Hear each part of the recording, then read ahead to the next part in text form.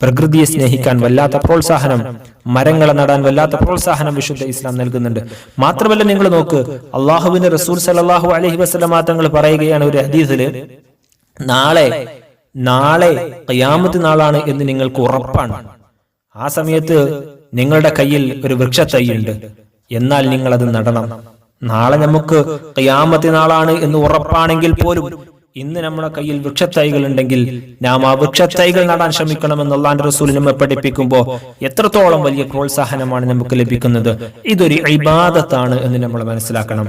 ഇതൊരു ഇബാദത്താണ്, പ്രകൃതിയെ സ്നേഹിക്കുക എന്നുള്ളത് വലിയ പ്രതിഫലം ലഭിക്കുന്ന ഒരു കാര്യമാണ്.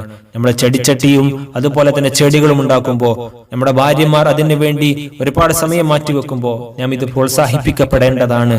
ഇത്തരം നല്ല കാര്യങ്ങൾ, ഫലങ്ങൾ കഴിക്കുന്നത് ഏറ്റവും കൂടുതൽ പ്രോത്സാഹിപ്പിക്കപ്പെടേണ്ടതാണ്. ഇൻഷാ അല്ലാഹ്, അള്ളാഹു നമ്മുടെ എല്ലാ പ്രവർത്തനങ്ങളും നമ്മിൽ നിന്ന് സ്വീകരിക്കട്ടെ. ദുആ ചെയ്യണം.